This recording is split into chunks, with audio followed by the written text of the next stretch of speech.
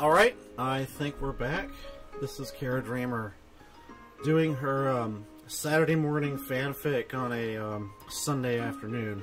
I've been pretty sick this New Year holiday weekend, and I'm only somewhat better, and probably reading a lot isn't the best thing I should be doing, considering how much I was coughing earlier today. But, well, you know, I didn't want to let New Year's Eve pass without reading at least one of the stories that I'd set aside for this week's fanfic reading session, because it is a Christmas story, and it's still technically Christmas season, but I figure once New Year's Day rolls around, then it's over.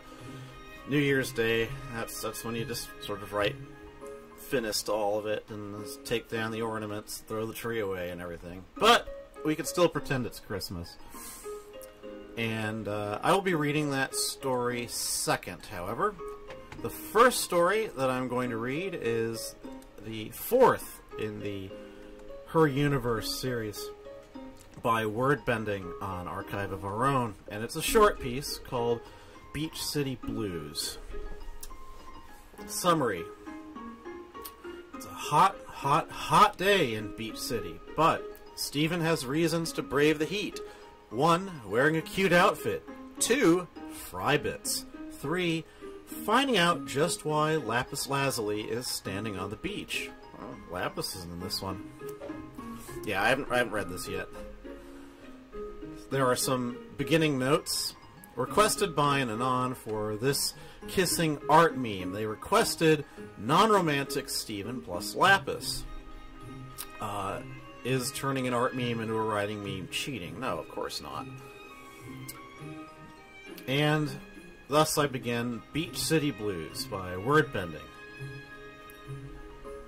It was not an average day in Beach City. For one thing, it was hot. It was so hot. Steven had been underneath the Earth's crusts and stood next to flowing magma falls several times even, and both of those still didn't feel as hot as this. But Steven had 3 important reasons to brave the heat anyway. 1, wearing a cute bonnet, big heart-shaped sunglasses, and a yellow sundress, which was very accomplished, and she looked pretty darn good in her humble opinion. 2, getting some good old-fashioned fry bits and a refreshing cup of generic soda, registered trademark. And now that she was standing out by the ocean, there was the unintended 3rd reason, finding out what was going on with Lapis Lazuli, who was standing in front of it. Or, well, it was more like the ocean was standing around her. Most of it had receded from the heat and low tides, leaving seashells and starfish strewn around the now dry shorebed, but even then, she was far enough down the shore that she should have been ankle deep. Instead, she was surrounded by a half-circle of sand, formed as the water refused to come within a foot of her. The water at the edges of the circle lapped against thin air as if she'd placed an invisible wall around herself, while right next to her, a fish flopped uselessly. Steven started to jog over, holding her bonnet to her head so it wouldn't tumble off, slowing to a near walk when her sandals met the likely very, very hot sand. Lapis seemed to hear her footsteps because Steven saw her stiffen, her shoulders raising, until she cocked her head over her shoulder, saw who it was, and visibly relaxed. "Steven," she said, quietly, as if to confirm it to herself. "Lapis!" Steven shouted, waving her free hand as she carefully stepped over a hermit crab. For good measure, she shouted again, picking up the pace a bit. "Lapis!" When Steven finally arrived, she screeched to a stop in front of Lapis, kicking up a cloud of sand. Lapis crouched down on her knees so she was at the level of Steven's heart-shaped sunglasses and smiled. A soft, gentle smile, Steven noticed, rather than the wider, more genuine smiles Lapis usually had around her. Steven started to say, "You should probably put that fish back." She pointed to it, and, for effect, it flopped again. "What?" said Lapis, following her finger until she finally seemed to notice it. Without Lapis even moving a hand, a tiny wave of water flowed out from the ocean, slid underneath it, and carried it back to wherever in the ocean that fish lived, Stephen assumed. "Oh," said Lapis. "Sorry." "It's okay." Lapis turned back towards her, still smiling that soft smile. "Why are you out here, Stephen?" "That's what I was going to ask you," Stephen exclaimed, raising her arms. "Besides, I live here." "Oh, right," Lapis replied, wincing. Stephen gave her a quizzical look, worried she'd said the wrong thing, and Lapis looked away and started to hug herself. I wanted to be alone for a while." "Oh," said Stephen, feeling a sudden pang of guilt. "Sorry." "It's okay." Lapis sighed, staring out over the ocean. "I just didn't think Peridot would understand." "Maybe not," Stephen agreed, but she pressed on anyway. "But you could give her a chance sometime, when you feel up to it, I guess." "Maybe." Without looking back at Stephen, Lapis sat down in the sand, crossing an arm over her leg. She continued to stare out at the ocean, at the sun burning large and hot above, casting reflections over its surface. The semicircle of ocean nearby them crept away as she moved. Stephen sat down next to her, even though she knew it'd get the bottom of her nice yellow sundress covered in sand, and took off her silly-looking sunglasses. She sat them at her side and made a mental reminder not to forget them later. She'd won them with the pearl points, after all. Ah, pearl points. "Ah," she started to say, tapping her fingers on the sand.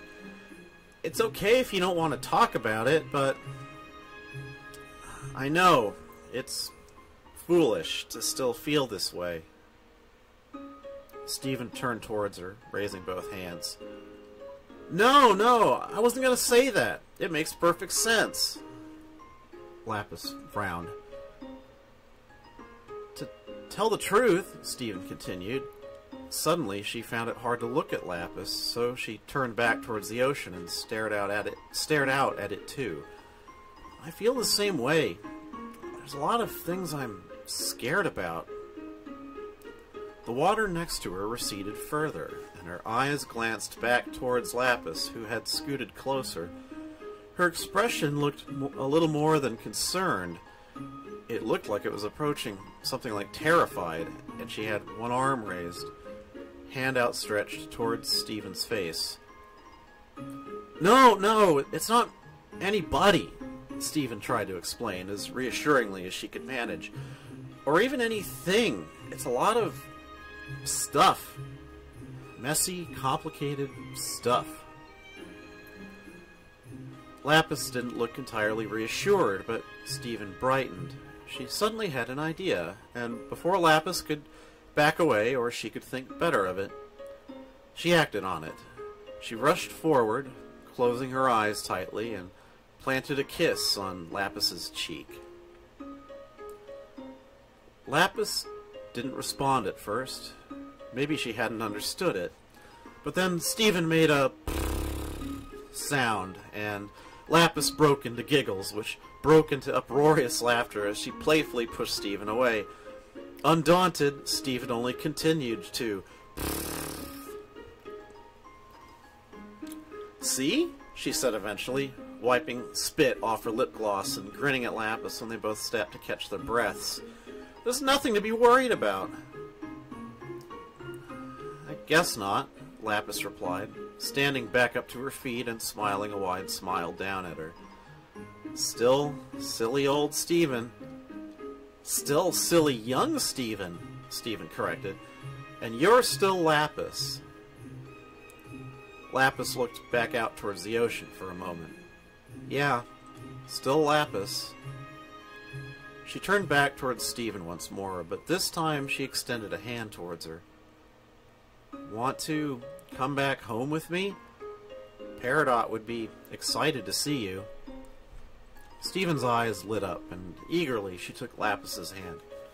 Yeah, definitely. It's too hot out here anyway.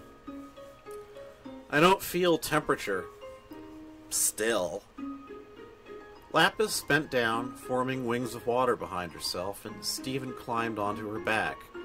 With a rush of air that made Stephen cover her face in the cloud of sand and her dress to billow out around her legs, Lapis launched into the sky, and Stephen stared down at the little peninsula of sand where they'd been standing.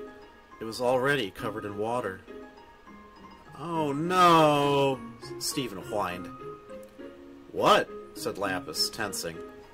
"I forgot my sunglasses." And that is the end. That was quite a short piece, only about 1,100 words. And probably just as well. I am not sure how much effort I should be putting into reading right now. Anyway, that was a sweet little piece. It's kind of funny because Lapis Lazuli is one of the characters that I've sort of maybe had a little bit the most difficulty with in the show. But that's a story for another time. Anyway, we move on from Steven Universe to Undertale. And since this is a Christmas story, hence the Snowed-in-Town music, which, come to think of it, wasn't really that appropriate for the last thing I read. But anyway, this that I'm about to read is actually an excerpt from an ongoing piece by Wordbending called Simply Home, and is a long and so far very good and affecting story about what it was like when Kara Dreamer was very young and had just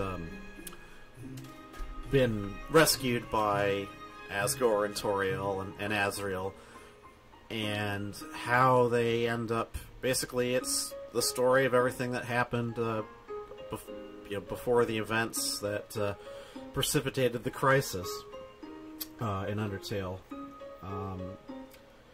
It's a period of time in Undertale lore that I've read stories about before. I always find it a little bit uncomfortable, just because of, anything you read along those lines is going to be underlined by the fact that it all goes horribly, horribly wrong. And I've been wanting to write Chara and Asriel stuff myself, but kind of post-pacifist, when the idea that being that they've gotten revived and end up trying to readjust to life. But this is a story about Chara and Asriel and how they end up learning to celebrate Christmas together, or not Christmas per se, but the Undertale equivalent, which here is called Holiday. I don't believe it actually is given a name in the game, but in any case, enough rambling from me.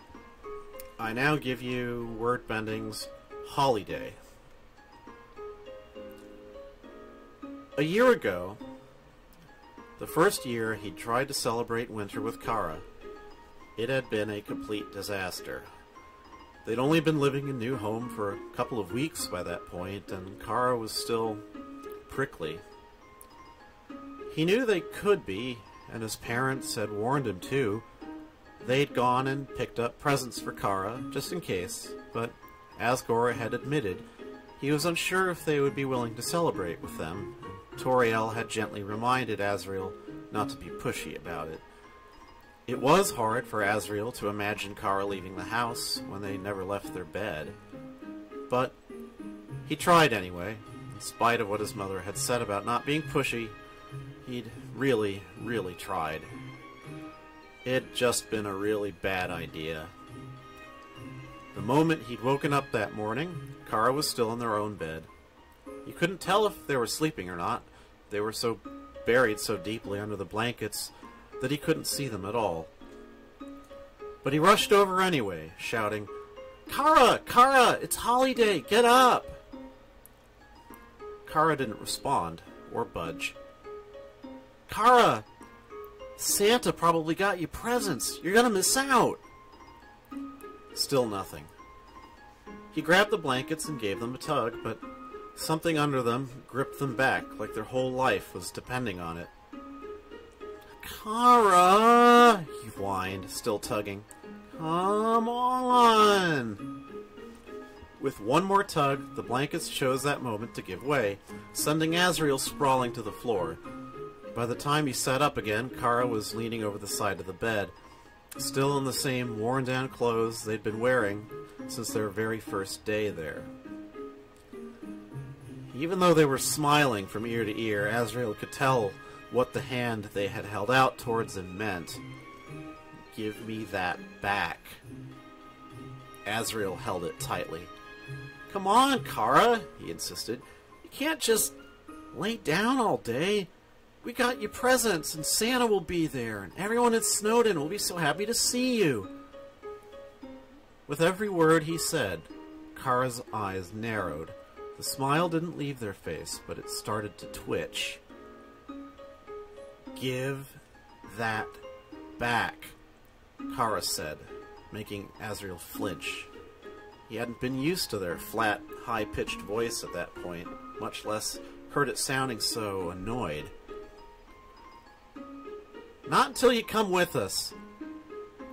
"Fine." Asriel blinked. He wasn't expecting that at all. "You will?" They answered by giving the blanket a sharp tug, sending Asriel stumbling forward. He stopped inches from their face, their wide eyes boring holes in his. He could see their teeth, sharp as fangs, as they spoke. "No Christmas," they snarled. "Period. Do you get it?" Asriel didn't know what a Christmas was, but he felt the tears starting anyway. He nodded, letting go of the blankets. The moment he did, Chara threw them back over themselves and pulled their pillow over their head. It wasn't until the next holiday that Asriel dared to mention it to them again. Their birthday had been only a few weeks ago, and the evidence of how much had changed over the past year was all around him. He had only to look at their nice, clean pajamas, or the lack of circles under their eyes, or the way that they were holding his hand and laying with him in the same bed. He figured maybe this had changed too. He said. "Chara? Christmas is tomorrow, I know." Asriel tilted his head. "What's a Christmas?" Chara pinched the bridge of their nose. "The annual winter solstice event with Santa and the presents. The reappropriated pagan/capitalist celebration." Asriel barely understood a word they were saying, but he understood Santa and presents. "Yeah, holiday. Whatever. So, do you think maybe... I mean, you don't have to if you don't want to. That's okay too. It's just, He saw Chara roll their eyes. "Shush." He closed his mouth. "I don't celebrate Christmas or, air quotes, holiday." Asriel's ears drooped. He opened his mouth to say something, to tell them it was okay, that he didn't mind, even though, immature as it was, he really did. But after a pause, Chara gave a lazy half shrug. "I'll go," they continued. Just once. And only once. Okay?" Asriel grinned. He felt more than relieved. He felt like he was outright going to explode. Chara joining him for holiday, leaving the castle. He couldn't have asked for a better present than that. You will? He shouted. Chara pressed a finger over his snout. Yes, now, please stop yelling. They didn't do much decorating at the house. It was tradition that the monsters all celebrated Holiday together in Snowdon. But they did put up the little sock things on the fireplace, and those always got filled with little toys or candies. He liked those, and he knew Chara loved chocolate, so he was sure they'd love them too. He just hadn't realized how much. Toriel always hand-knit their sock things, stockings or something, and she'd done the same for Chara. She'd knitted their stocking last year too, but, well, they hadn't celebrated that year. This time, though, she presented their stocking with a flourish. It was made mostly of green wool, but with a single yellow stripe in the center. It matched their sweater perfectly. Stitched into the top was a name, Chara. And the moment she handed it to them, something changed on Chara's face. They continued smiling their usual smile. So at first, Asriel couldn't tell that anything was wrong. But then he saw the way their face was pinched, as if they were trying to hold back tears. Chara? Asriel said, pulling them into a hug, crushing them to his chest. It's okay! He felt two pairs of larger arms wrap around him. His mother and his father were hugging them too, his father patting their back. I'm sorry, Chara said. There, said Asgore. There is no need to apologize. Indeed, my child, said Toriel. There is no shame in crying. He didn't know how long they stayed like that, just hugging Chara. The whole time, Asriel thought about them, about why they were crying. Crying over a little stocking like that? That was kind of weird. Eventually, the three of them let go of Chara. Chara reached up and rubbed their eyes. I really am a crybaby, they muttered. But then they looked at Asriel, raising their eyebrows, and Asriel reached for his cheeks. He realized he'd started to cry too. He laughed. Not as much as me. Chara gave him a small smile. He took their hand and squeezed it as they put the stocking on the fireplace, over the magical fire, next to Asriel's own green and yellow stocking. It was the first year there'd ever been 4 stockings there, and Asriel hoped, with all he had, that it wouldn't be the last. Wearing 4 scarves and 2 layers of sweaters each, Asriel, Chara, and Asriel's parents took the river person's boat to Snowdon. It was a calmer trip than the last one. Nobody had thrown up, for one thing. The river person, wearing a bright red hood, had ho-ho-hoed and sang something like a carol. Silent night, all is bright, won't I be your sleigh tonight? Asriel was pretty sure they'd got the lyrics wrong, but he liked seeing them in the spirit of things. They'd stopped at Gerson's shop on the way, but to everyone's surprise, it was closed. Off exploring, said a sign on the door with a drawing of a winking Gerson next to it. A note attached to it added, Don't blame me if you're buying gifts late. Wahaha! They traveled onward to Snowdon proper. Once they'd waved goodbye to the river person, they started to walk the path to the houses and shops in the center of town. That was when Asriel realized the obvious problem. The closer they got to town, the larger the crowds got, and the crowds were filled with kids, all wearing their striped sweaters. Adults might stare curiously as they passed, but kids didn't know how to keep their distance from Chara. They were already starting to crowd around to stare. Worse, some of those kids knew him, and they were starting to talk. Hi, Asriel! Long time no see! Azzy, where you been, man?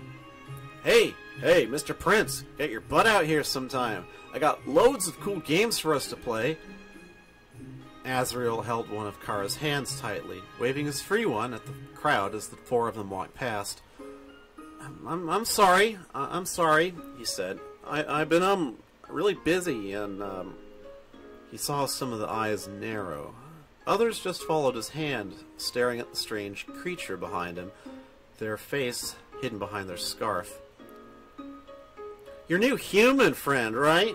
Hey, I wanted to meet them too. Say hi, human friend. That's no fair. Don't hog me yourself.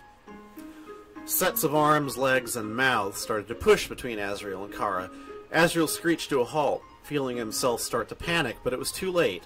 He'd already lost his grip on their hand and was getting pushed further and further away. He pushed back against the huge crowds of kids and confused-looking parents surrounding Chara, but he could barely see them anymore.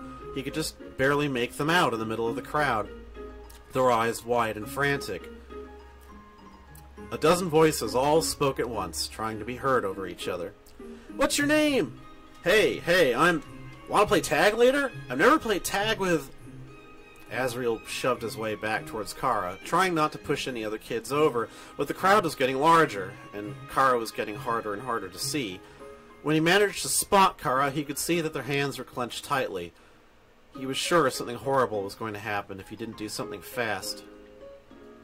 Clenching his own paws, he stopped walking and took a deep, deep, deep breath.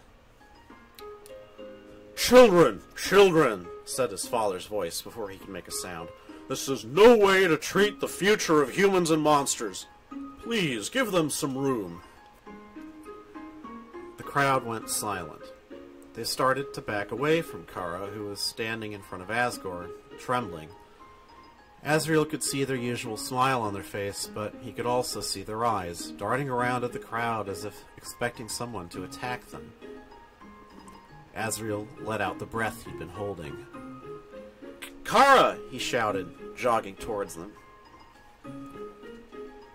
The crowd parted out of the way to let him through as he waved his paw at them. When he spoke, their expression changed. They looked at him instead of the crowd. Their eyes softened, and the smile half hidden under their scars started to look a little less forced. When he reached them, he held out a paw. Gratefully, they took it in their hand, and he turned around and started to lead them towards the tree. It wasn't really that much bigger than any of the other trees in Snowdon, but just like every year, it still seemed to tower over everything and everyone. It was covered from top to bottom in handmade ornaments, so many you could barely see any of the actual tree underneath them. Asriel smiled, remembering past years when his parents and his friends had made their yearly ornaments and placed them on the tree. The only one missing, as per tradition, the star at the top. Placing that was his job, one he did proudly every year. Surrounding the tree was a mountain of presents in various shapes, sizes, and colors. Some of them were bigger than him, while some of them were so small he could barely even see them. There were even more presents than ornaments, at least one for every monster in the underground. And in front of the tree was Gerson. He was standing there, staring up at it, his back turned to them. There was something in his hands. Sir Gerson, said his father. Slowly, Gerson turned around, grinning up at him. Here already? Surprised to see me? He laughed. Asriel could see what he was holding in his wrinkled green hands now. It was the star that went on top of the tree. It looked enormous in Gerson's hands. It was bigger than his head. Wah-ha-ha! Why, yes, I didn't realize it was time for us to place that yet. Well, Gerson said, unsteadily making his way towards them. He held the star out in his shaking hands. To Asriel's surprise, he didn't hold out towards him. Instead, he was holding it out towards Chara, standing behind him. I figured it was a special occasion. Everyone looked towards Chara, but Asriel was sure nobody was staring at them as much as he was. Chara was staring at the ornamental yellow star, made of glass, as if it were a real star. The smile was the same as always, but their eyes seemed to shine. He squeezed their hand as tightly as he could, but they only continued to stare straight at it, unmoving. He saw his mother come up behind them and place a hand on their shoulder, but they didn't flinch away from her touch. They didn't respond to it at all. "My child," she said calmly, "it is your choice. If you do not wish to place the star, then Asriel can do it instead. We will understand." They looked up from the star long enough to glance out at the crowds of people staring out at them expectantly. Asriel wasn't dumb. He knew the pressure they must have been feeling to do something they didn't want to do just because people were expecting you, hoping for you to do it. But suddenly, he had an idea. "Chara," he said to them quietly, hoping nobody else could hear. Chara's eyes darted over to him. "Why don't we place it together? Me and you?" Chara looked still unsure. They continued to look back and forth between the star, the crowd of monsters, and Asriel himself. "It'd be really cool if you helped me to put it on the tree, Chara," he said, "since your name is a star too." Chara let out a small, breathy laugh. "All right," they whispered. "Together." Asriel grinned at them. He turned back to Gerson, who just smiled patiently. "Me and Chara are going to put it up there together," Asriel announced. "Together, eh?" said Gerson, seeming to consider this for a moment. Then he held the star out towards them, both of them. "That's a bit unusual, but I'll take it!" Asriel took the star into his arms, supporting it against his chest. It was pretty big, but it didn't weigh much at all. Still, he didn't want to drop it. That happened once when he was little, after all. It had been really embarrassing. He turned around and gently held it out towards Chara. With a huff, Chara repeated what Asriel had done. They took it into their arms, supporting it against their chest. Now the star was squished between their bodies, held up by two sets of sweater-clad arms. Suddenly, a set of giant arms wrapped around them both. "Alley-oop," said Asgore. Asriel's scream giggled as he was lifted off the ground, the crowds and the trees and everything else rushing past him. Chara only screamed, which only made Asriel laugh even more. With a few huge, heavy steps, his father walked towards the tree. He was one of the few monsters tall enough to reach the top, but even he had to raise his arms a bit for the two of them to reach the very point of the tree. Chara was breathing fast. Asriel felt a jolt of worry. He hoped they weren't scared of heights. Just think about me, okay?" Asriel tried. "It's just me and you. That's all. Nothing scary." Chara nodded, slowly, their eyes shut tight. Asriel breathed a sigh of relief as his father stepped as close as he could to the tree, the highest branch now in arm's reach of Chara and Asriel. "Ready, Chara?" Chara opened one eye. They stared straight at him, but they nodded again. "Okay. Together. On 3. 1. They lifted the star from between their chests. 2. They held it aloft. 3. Together, in one motion, they lifted it over the top of the tree. It took them a little effort to find out where the topmost branch was or how to stick the plastic coil underneath the glass star onto it, but soon enough, the star was attached. Asriel wasn't expecting anything to happen when they finished, but Chara was staring at it as if they were. They looked at Asriel. "Do we plug it in?" Asriel squinted at them. "Huh? Plug it in? No way, this is..." Before he could explain any further, a low hum filled the air. Asriel looked eagerly toward the crowd as they all lifted their hands, feet, heads, or other limbs toward the star. Above the monsters' heads, light started to take shape, mostly yellows, but also reds and greens. From every direction in rays, the lights shot out at the tree. The yellows shot towards the transparent glass star, and when the beams hit, an orb of bright, shining light started to form in its center. It grew and grew and grew, until nearly the entire star was filled with yellow light. Asriel placed his hands on it and concentrated. It was warm to the touch, but not enough to burn. He focused on the magic inside him, on the image of past holidays, the image of a bright, shining star at the top of the tree. He willed the magic to flow out of him and into the star, feeling it grow warmer and warmer beneath his paws. The hum was becoming louder. He grinned at Chara, who was staring slack-jawed at the star. "You too, Chara," he said, grinning at them. "Me?" Chara shouted over the hum. "But I can't do magic." "I know. Come on, do it anyway." Chara slowly reached their hands out for it.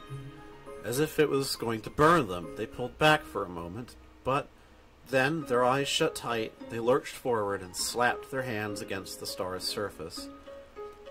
He heard them breathe a sigh of relief. "Now!" he said. The hum was almost deafening now, and the lights inside the star swirled beneath his paws, beneath their hands. "Remember that wish we made in Waterfall? Think about that wish, and wish for it again, really, really hard." He paused. "Oh, and make sure your eyes are closed." Chara nodded. He saw them squeezing their eyes shut tightly, and he did the same, focusing all of his energy on his wish. "I'd like to climb this mountain we're all buried under." The glowing warmth beneath his hands almost started to hurt. Standing under the sky, looking at the world all around, the hum became a roar. "That's my wish." Then, there was a bright, blinding flash in front of his eyelids, like what he imagined actual stars must look like up close. Even with his eyes shut as tightly as he could, all he could see for a moment was pure white. After a moment, the white light faded, and he opened his eyes. In front of him was the star, a bright shade of yellow. It was radiating light, filling every part of Snowdon, brighter than any light bulb or mushroom or anything else could ever be. Beneath him, under the star, the glass ornaments glowed red and green, each filled with their own light. Yellow orbs speckled the surface of the tree, forming lines like sashes. "We did it!" Asriel cheered, throwing his hands up towards the cave ceiling. The crowd burst into applause, cheers, and whoops. As his father started to lower them back towards the floor, Asriel looked towards Chara. Chara looked really tired, like they were ready to go back home and go back to bed. But they were smiling, a tired half-smile, and that was enough to make Asriel grin back at them. He shot them a thumbs up. "Nice job, Chara!" "Thanks, Bree." Everyone sat around the tree, waiting, the presents unopened. The older monsters sat patiently, but the monsters Asriel's age and younger, the ones in striped shirts, couldn't keep still at all. And neither could Asriel himself. It was taking him everything he had not to bounce in place. Next to him, Chara sat on the snow with their arms crossed. "I am way too old for this." "Oh, come on, Chara. This is the best part," Asriel said, nudging them with his elbow. "And besides, I thought you didn't know how old you were, so there." Chara stuck their tongue out at him. "Har, har, har," said a voice. "Har, har, har," repeated Chara. "Happy holiday," said the voice. Then, just as Asriel expected, there was an explosion of smoke not too far from the tree, and from the smoke emerged a tremendous, jolly figure in a huge red suit, a big white beard on their chin. "Howdy, children! It's me, Santa the Claus!" Asriel had always thought it was a little strange that whatever a Claus was, Santa looked so much like a boss monster, and he always wondered where his dad went when Santa showed up. But he wasn't going to complain. He didn't want to find out what happened if he questioned Santa. Chara, though, started to laugh. A lot. "Oh my God, Asriel," they said between laughs. "He's your... It's Santa, duh." Once Santa had delivered all the presents and left with a hearty har har har, Asriel waited. He was patient enough to wait until his dad got back, but no more than that. Once he'd returned and sat down among the crowd of monsters, Toriel started to hand out the presents, and Asriel got right into ripping into them. His presents from Santa and his parents were the same every year, so he didn't know why he got so excited. He always just hoped it would be something other than clothes. New toys, maybe. New books, new crayons. He got those all year, but those would be nicer than more sweaters. But as he held up another hand-knit sweater, purple with yellow stripes, from the now ruined gift box, he couldn't help but let out a moan of disappointment. "Aww, another one!" "Clothes are sensible, dearest one," Toriel said. "If you continue to tear holes in yours, you will be happy to see you have spares." She grabbed another box from the pile, white with red ribbon like all the others, and handed it to Chara. It was a tiny box, not even as large as her paw.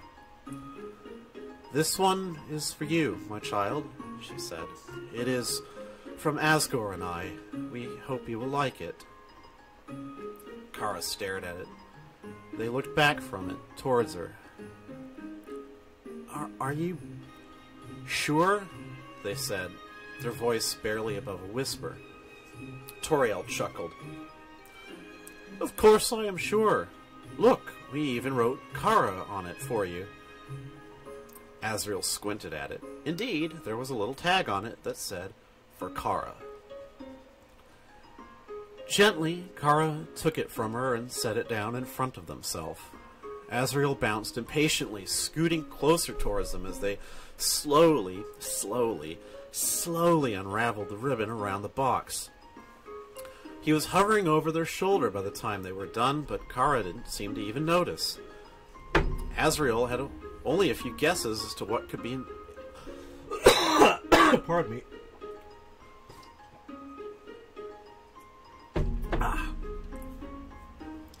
Asriel had only a few guesses as to what could be in such a small box. Knitting needles? A little shovel? A package of seeds? Not things he'd be excited about, but definitely things he'd get for Chara if he could. What he never ever would have guessed was a knife. It was only an inch or two long and was in a dark brown sheath, but it was obviously what it was. After all, it was too small to be a sword or anything like that, and he had even less of an idea as to why his parents would get Chara one of those. As if to be sure, Chara picked the sheath out of the box and held it up. They carefully slid the object out of its hiding place, leaving no doubt as to what it was. Not just a knife, but some kind of dagger. It was decorated kind of weirdly. The wooden handle was a dark red, and there were circles etched into its silver blade. Etched alongside the circles was a ruler. The blade's edge gleamed in the light of the tree. Asriel could see Chara's eyes, wide and bright red, reflected in it. Chara didn't say anything, but the knife trembled in their hands. They didn't need to say anything. They were probably thinking the same thing he was. That they hadn't had a real knife in the house in almost a year, and now his parents were just giving them one? It is for cutting weeds, Toriel explained, and other such tasks. For gardening, in other words, Asgore continued. We discussed it together, and we both agreed that it'd please you if you could better take care of the flowers under your care. Asriel, Toriel said. Her voice was calm, but that just made Asriel more attentive.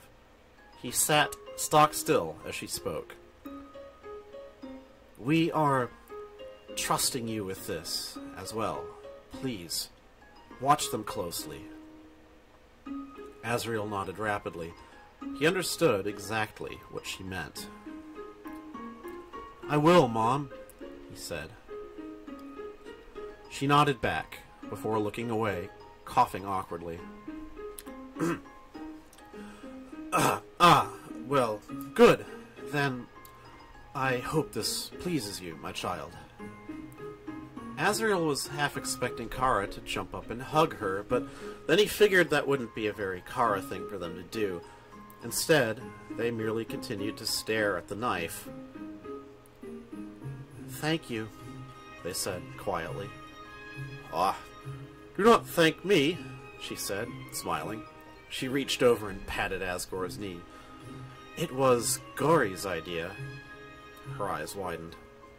Oh, yes, of course, I nearly forgot, she said, reaching back towards the pile of presents. She took out a stocky white box with red wrapping and handed it to Asgore. That wasn't weird. His dad got a lot of presents, and letters, especially love letters, which was gross. He was married. It is from Chara, she said, although the note attached had nothing next to the from. Oh my, Asgore chuckled, holding the gift box in his hands. This is a surprise. What is it? Asriel shouted, but his father held up a hand.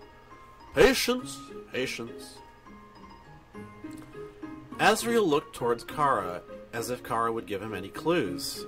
He didn't even realize Chara had got any presents for anybody. Even he hadn't gotten any presents from them. But Chara just looked weird. Their face was a deep shade of red, and they had their hands in their lap and were drumming their fingers on their pants legs. They weren't looking towards Asgore, but towards the ground. There was a soft crunch as his father slowly unwrapped the paper, pulling the ribbon off of it and unfolding it. Asriel scooted closer, trying to get a peek, but all that he could see was that it was something big and pink. Asgore pulled the gift out of the wrapping, and Asriel finally saw that it was a plain, simple sweater. It was a very bright shade of pink, and it was enormous, as it had to be to fit his father, but other than that, it was totally normal, and that left him almost as confused as he was about the knife. His father unfurled it and gasped. He lifted a paw to his chest, tears forming around his eyes, and Asriel didn't understand why, until he proudly turned it around and showed it to the rest of them. Knitted into the front of the sweater, in huge white letters but rather bad handwriting, were the words, Mr. Dad Guy. And then Asriel understood. The thing Chara had been knitting after their botched butterscotch pie, this is what they had been doing. This was why.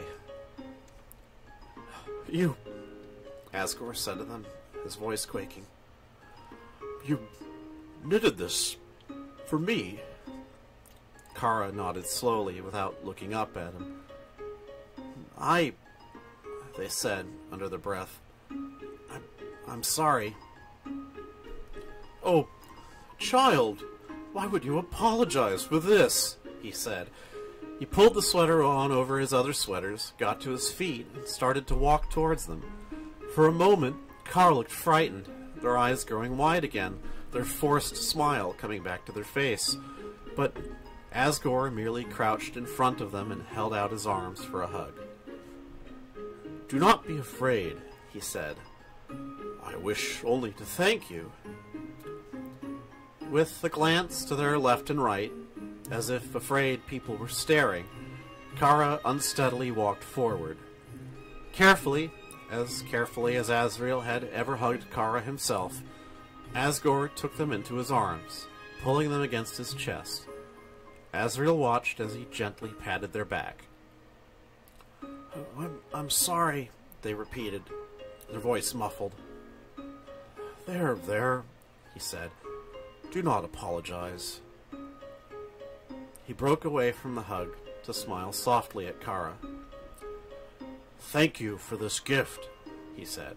I will treasure it always. You're welcome, sir. I believe I have a gift for you as well, for you and Asriel. Asriel blinked. Tori? His father said. On cue, Asriel's mother reached behind herself and took 2 small red and white boxes from the pile. Small ones, like the one that had held Chara's knife. She handed one box to Asriel. It didn't weigh very much. He shook it and heard something jangling, but he couldn't tell what it might be. Pardon me.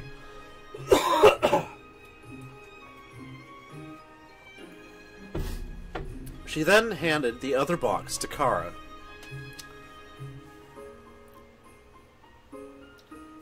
Will you take it, my child? Chara nodded and took it from her. Instead of tearing into it right away, Asriel patted the snow next to him and waited for Chara to take a seat at his side. Ready, Chara? He said. On 3? Yeah. 1, 2. He grabbed the wrapping. 3! Asriel didn't hesitate for a second. He pulled the wrapping apart like it was going to catch fire if he didn't, completely shredding it in seconds. Chara, maybe encouraged by him, started tearing at theirs as well, sending piles of white sheets of paper and red ribbon to the ground. In both boxes were 2 glass cases. Inside the cases, glinting in the light, were 2 shining golden lockets on golden chains. They were shaped like the traditional image of a monster's soul, what humans called a heart. The Delta rune was engraved on the front of them both. The only difference between them was that Chara's was upside down, the pointed end of the soul facing the ground. His was right side up, the point facing him. Asriel barely noticed the difference. He only gaped at the beautiful, shimmering golden necklace in front of him, where it seemed to have weighed so little before. Now it felt heavy in his paw. He looked towards Chara. Chara was clenching theirs tightly, their hand trembling. These lockets are a testament to your friendship, Asgore explained. They have been engraved with the Delta rune because they are a symbol of the prophecy, of the hopes and dreams of both monster and humankind, which the 2 of you represent. But our hope, Toriel continued, is that in the form of these lockets you will treasure each other's memory for the rest of your lives, that you will always hold this friendship near and dear to your hearts. The hopes and dreams of humans and monsters, Asriel thought. No, that didn't feel right to Asriel. He liked his mother's explanation better. It was a symbol of their friendship, their memories. Chara? He said solemnly. Chara looked up at him, startled. We should trade them. Chara raised their eyebrows. What? He held out his locket towards Chara's, waving it in their face. You heard me. We should trade them. That way, it's like you're carrying my soul with you, and I'm carrying yours with me. Always. Chara stared at the golden locket, inches from their nose. They seemed to consider it, letting out a breath they'd been holding. All right. That's a good idea. And they held out their locket, the one with the point facing downwards, towards Asriel. Gently, so as not to drop it, he took it from their hands and pulled the chain over his neck. He then handed his locket to Chara, who put theirs around their own neck. Chara smiled, a small, real smile, as the locket rested against their chest. They reached up and touched it. "Feels warm," they said. Asriel giggled. "That's weird, Chara." The entire ride back to Snowdon, Chara continued touching their locket, holding it in their hands. Asriel didn't know why, not exactly, but some part of him understood. The locket felt heavy around his neck, like a big golden stone, pulling him to the ground. It felt capital I important. It was hard for him not to touch it too, to feel the shape of it in his paw. With a click, Chara opened theirs, and a song began to play.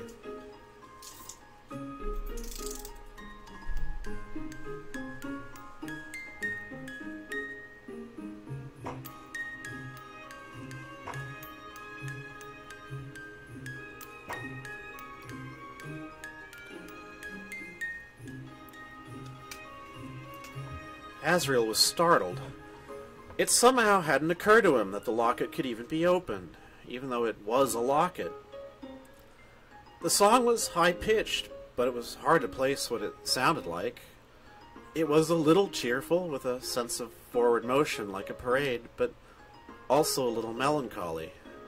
It was playing from a silver music box, a mass of gears and screws that took up all the space inside the locket, and it sounded harsh and tinny and slightly out of tune. Chara didn't seem surprised by the song at all. They merely stared at it, letting the song fill the quiet waterfall air. When the music finally came to a stop, Chara closed the locket again and hugged it to their chest, squeezing it tightly. Asriel, without even thinking about it, did the same. "Our song," said Chara. Asriel couldn't read their expression, but their voice was quiet, a whisper. "Our song," Asriel thought, and the locket around his neck seemed to feel that much heavier. And that is the end of this excerpt from Home, which Wordbending has entitled Holiday. Ooh. That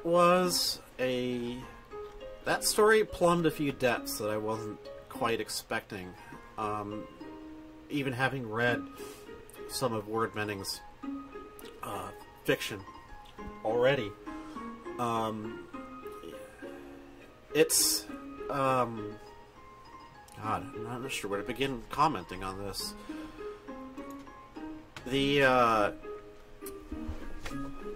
Oh yeah. Yeah, I got the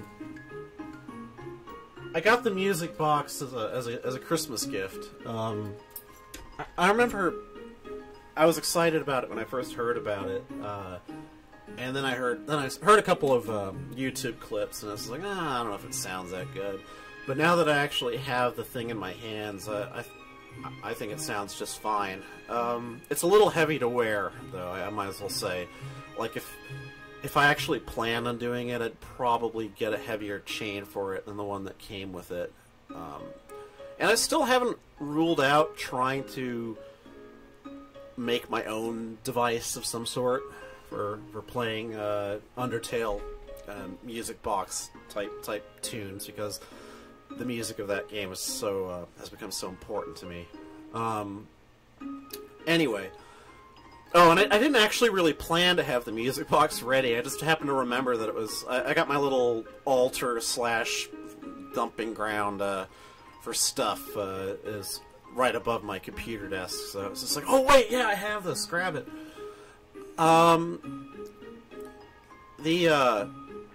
Yeah. Yeah, it's heavy and it sounds a little tinny and out of tune.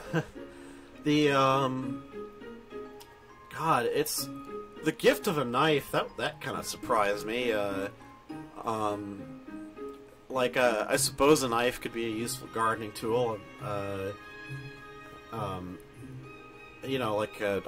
I've used sharp, pointy tools for gardening, although not really knives per se, but stuff that's more specially designed for digging up weeds and dandelions and stuff like that. Yeah, kind of giving one to Chara. God, I don't know. I was really taken with the detail that the Christmas tree was magic. I wasn't expecting that, and I noticed that the story kind of left open. Well, what was the source of the magic? Was it Asgore doing it? Was it everyone kind of doing it? Helping light the tree up. The limits of what the monsters can and can't do with magic is definitely left pretty wide open. You can conjecture what you like for the purpose of a story. It's something I should probably bear in mind if I ever get back to writing anything of my own. And also, one little detail,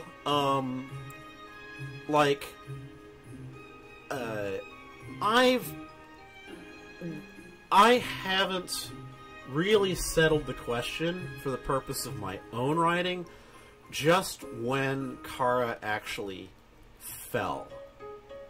What's the Earth that they would have known before falling? And I kind of think the game hints at a fairly early date. You don't usually use words like village to talk about modern-day towns.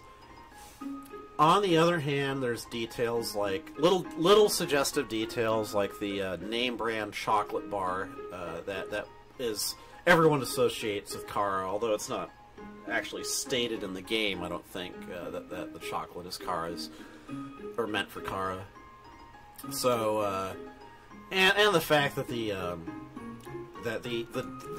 date seen on screen of 21X is when Chara fell, supposedly. So, which would, in other words, that it would imply that Chara fell during the modern day, and that whatever happens later with Frisk and everything happens yet later still in some unnamed future time. Oh, that's a good point. That they might have just because the telling of the story is from the monster's perspective. But because I kind of, in order to make things simpler on myself, I decided to make the assumption that Chara fell in roughly the 30s. I took that as more or less as late as you could push. Sorry, let me start that over again.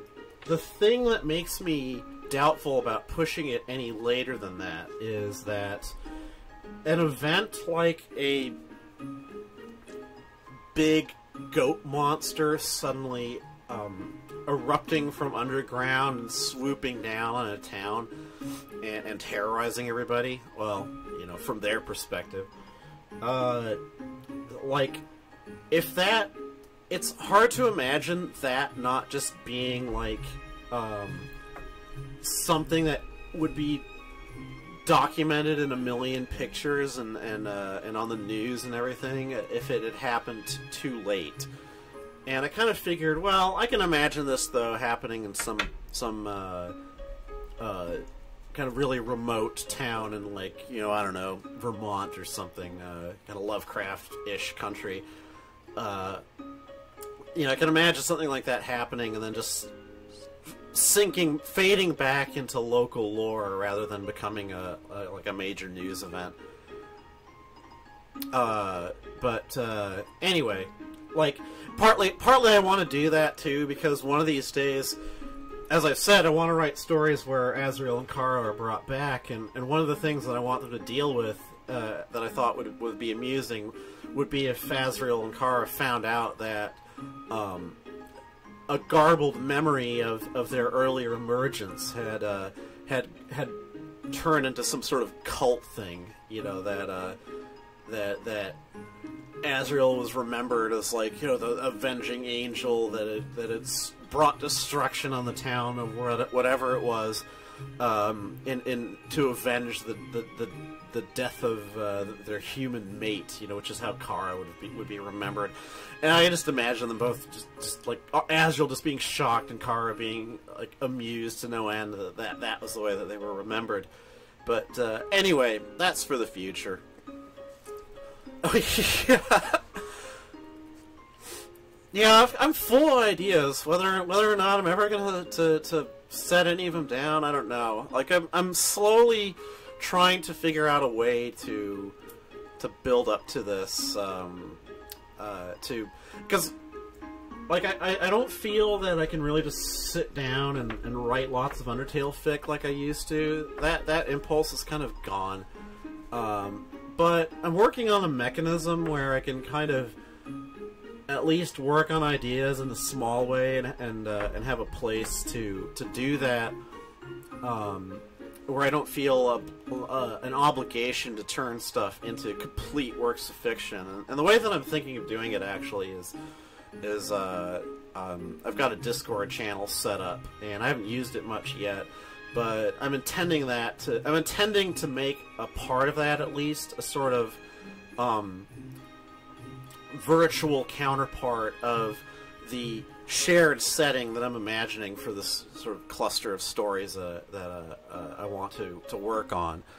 But, you know, I haven't really done anything with it yet.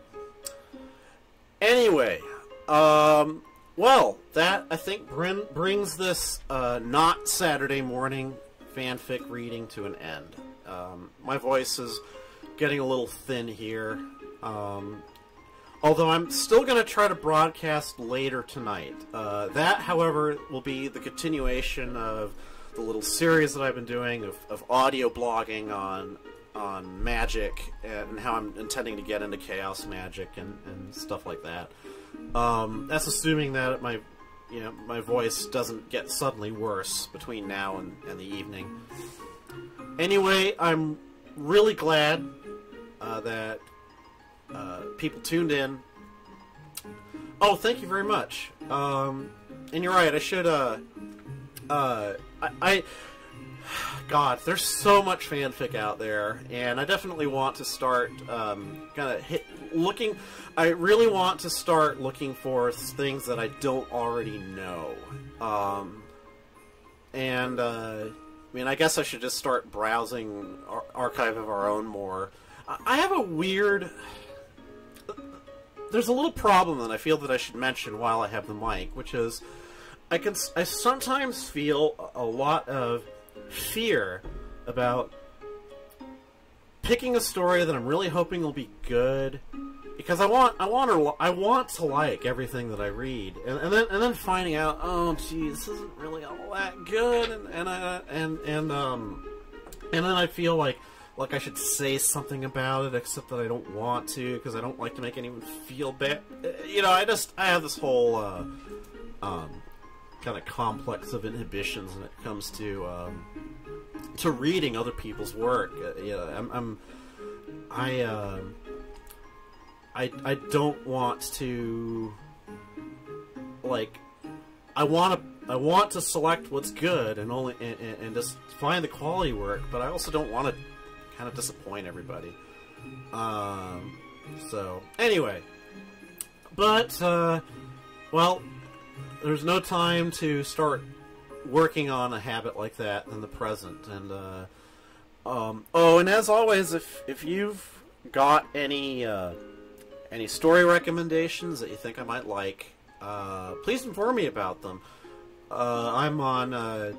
I should probably put some contact information up on the. I haven't actually really filled out a YouTube profile yet or anything like that. Like I wasn't sure that I'd be able to stick at all this broadcasting that I've been doing, but I do seem to have legitimately made a habit of it. So, yay for me.